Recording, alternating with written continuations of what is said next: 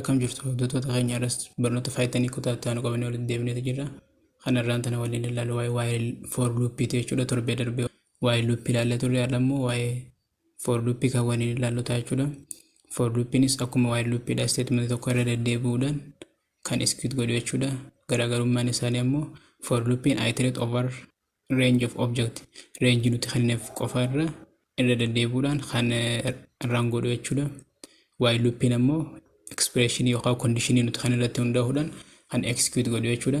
Fakkeenyaaf syntax isaa yoo kan ilaalu ta'e for index in range index inni jennuun kun variable nuti kennu jechuudha.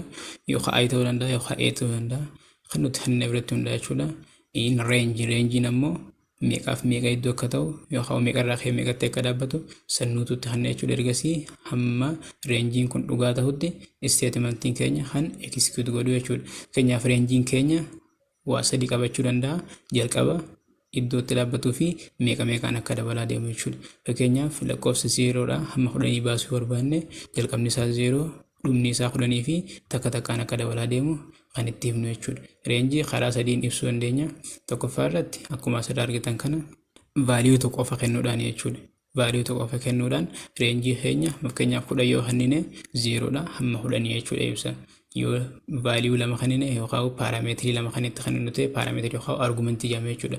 Innis keessatti reenjii keessatti kennuuf kun A fi B hannaaf A'n iddoo jalqabarraa ka'u yoo ta'u B'n iddoo inni itti dhaabbatu jechuudha. Argumentii sadii yoo kan kennuuf ta'e immoo A'n iddoo jalqabarraa ka'u B'n iddoo itti dhaabbatuu fi C'n meeqa meeqaan akka dabalaa deemu jechuudha. Akkuma asirraa example irratti ilaallu kana fakkeenyaaf for I in range of 9 print I yoo jennuun 0dhaa kaasee hamma 9 kan jiru 9 osoo hin hammanne jechuudha. 0dhaa kaasee hamma 9 kan jiru print baasaa jechuudha. Print nu godhu. Kuni amma paarameetirii tokko qofa kennuuf hin jedhamu yookaan argumentii tokko qofa kennuuf jedhama jechuudha. Inni lammadaa immoo haala kanaan zoom godhuudhaan akka isiniif mul'atu sirriitti haala kanaan for I in range 4 up to 9 afurii kaasee hamma 9 kan jiru meeqa meeqaan dabalaa deema jechuudha. Tokko tokkoon dabalaa deema. Kuni beekamaadha jechuudha. Incrementiin isaa tokko tokkoon jechuudha. Yoo incrementii fakkeenyaaf lama lamaan sadi sadiin akka dabalu barbaanne argumentii isa sadaffaa dabalaa jechuudha. Kuni amma afurii kaasee hamma 9 baasa. Argumentii isa sadaffaa dabaluu jechuun kuni fakkeenyaaf lamarraa kaasee hamma 22 lama iddoon irraa ka'u 20 iddoon itti dhaabbatu jechuudha. Meeqa meeqaan dabalaa deema? Sadi sadiin dabalaa deema jechuudha. Elementiin inni sadaffaarra jiru kun sadi sadiin dabalaa deemu incrementii jedhama jechuudha. Kuni ammoo iddoo inni itti dhaabbatu kuni meeqarraa akka ka'u kan nu ibsu jechuudha. Fakkeenyaaf isaan execute goonee yoo kan ilaallu ta'e akkuma asirratti argitan jalqaba irratti for I in range of 5 kan jechuun reenjiin keenya argumentii yookaan paarameetirii tokko qofa qaba. Hamma 5 0 kaasee hamma 5 jechuudha. Print I yoo jennuun 0 kaasee hamma 5 baasanne kun print faayitan jedhama. Eegasii immoo faayitan isa joo kana ni baasa. For looping inni lammadaa immoo value argumentii lama kennuuf. Lamarraa kaasee hamma 7 waanidhaan dabalaa deema. Lamarraa kaasee hamma 7tti lama lamaan tokko tokkoon dabalaa deema. Maaltu nutti hima? Elementii isa sadaffaadhaa hin kenneef jechuudha.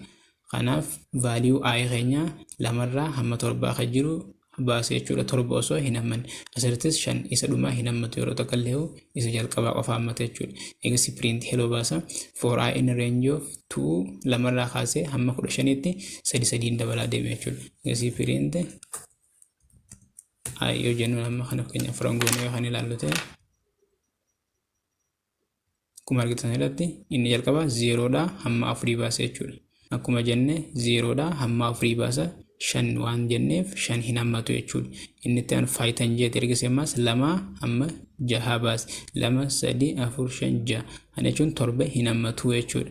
Inni itti aanu immoo lamarraa kaasee hamma 14tti. Kana jechuun lamarraa kaasee 2 3 3 dabalaa deema. Jalqaba irratti 2 eegasii 2 ida'uu 3 5 5 ida'uu 3 8 8 ida'uu 3 11 11 ida'uu 3 14 kanatti baasaa deema jechuudha. Immoo for loopii bifa sadeen kanaan ibsuu dandeenya jechuudha. Akkasumas for loopii keessatti ifii fi else fayyadamuu dandeenya jechuudha. Kan yeroo torbee darbee ilaallee turre fakkeenyaaf if I less than 7 yoo jennu fakkeenyaaf print I times 2. Fakkeenyaaf amma kana jechuun I keenya irra xiqqaa 7 yoo ta'e I times 2 print godhe jechuudha.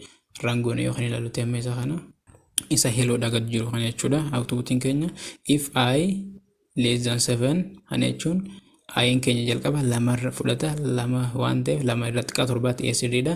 Print I times 2 jechuun lama isu lama afur baasa jechuudha. Afur baasa egasii print I inni joon isin jira lama ni baasa egasii yeroo itti deebu ayin keenya sadiin dabala waan ta'eef shan baay'isuu lama jechuun I times 2 shan baay'isuu lama jechuun 10 baasa jechuudha. Egasii print I jennuun 5 baasa 10 baasa 5 baasa egasii kan nuti fudhannu kan inni itti aanu 5 ayin keenya 5 ture waan ta'eef 5 irratti sadii yoo idaanu 8 irratti xiqqaa torbaatti foolisaa jechuudha. Kanaan booda ayin as booda jiru vaaliyoon isaa torbarra guddaa waan ta'eef fooni foolisi ta'a. Print I kan yookaan qofaatu baha jechuudha. 8 11 fi 14 baha jechuudha. Inni biraa ammas kan inni isinitti argisiisuu barbaadu fakkeenyaaf value keenya gubbaa kaasnee gara gadi gad lakkaa'uu yoo barbaanne jechuudha. Fakkeenyaaf 10 irraa kaasnee hamma 0tti gad lakkaa'uu yoo barbaanne 10 irraa kaasee hamma 0tti jennaani egasii meeqaan hir'achaa deema jechuudha. Tokko tokkoon hir'achaa waan deemu isaan asitti beeksisne jechuudha. Negatiivoo tokko tokkoon hir'achaa deema jechuudha. Reenjii bifa isa sadaffaa kana keessa gala jechuudha. Bifa isa sadaffaa kana keessa gala jechuudha. 10 kaasee hamma 0tti tokko tokkoon hir'achaa akka deemu nu taasisa jechuudha. Fakkeenyaaf rangoonee yookaan ilaallu ta'e